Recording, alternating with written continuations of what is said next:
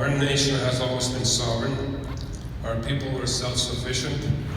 We began with the introduction of the newcomers and being part of the economy as partners.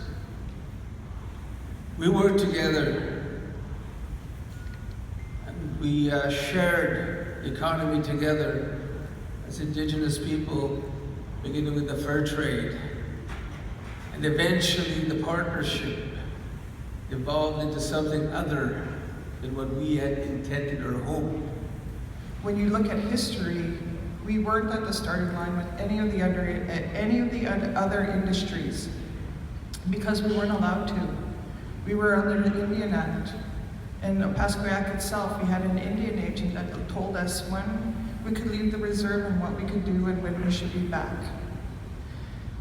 Now, because of that, we've missed out on the meat, dairy, mining, those sorts of industries. Look across the street from a non-First Nation land to First Nation land and say to yourself, why?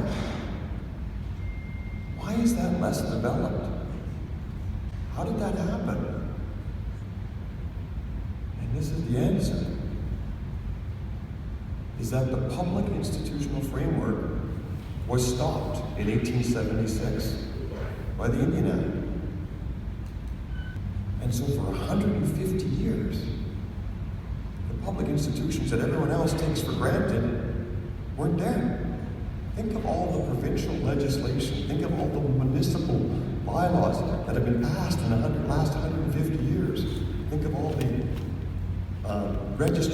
land registration systems, all the infrastructure that's been built in the last 150 years. And then close your eyes for a second and say, what if we didn't do that?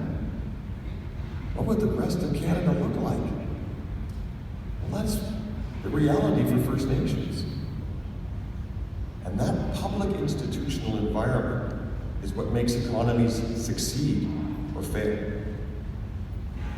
But I'm thankful today that there's a paradigm shift that is happening.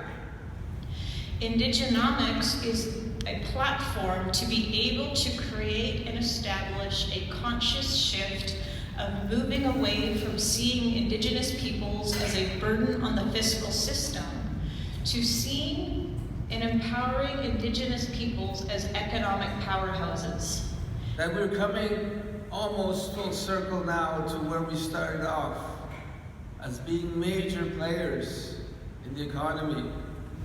We're involved in international business and trading in the country and the world.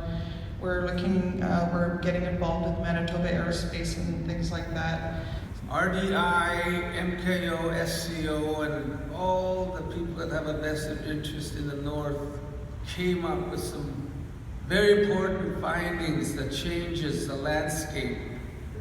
And the findings state that we contribute to 9.3 billion into the economy of Manitoba. 9.3 billion annually now becomes a visual marker. We can stay at this, we can acknowledge that, we can build upon it, or we can realize the ability to leverage collaboration and relationships to be able to move forward. You're seeing this great change, and you're going to see, at least I'm very optimistic, you're going to see great growth. Because if you're going to close this gap, it's not going to be because of a transfer. It's not going to be because of some magic government program. It's going to be because First Nations have filled in the public institutional framework, have built an economy. But take advantage of your jurisdictions. Use the opportunities you have in various legislative frameworks and start filling all the gaps. Put in your land laws. Put in your planning processes. Put in and your procedures. Put in your tax laws. Fill all the gaps. Because when you fill the gaps, it creates the environment for investment, and you have the possibility to make this one of the best places to do business. It's not about resources. It's about what's between your ears.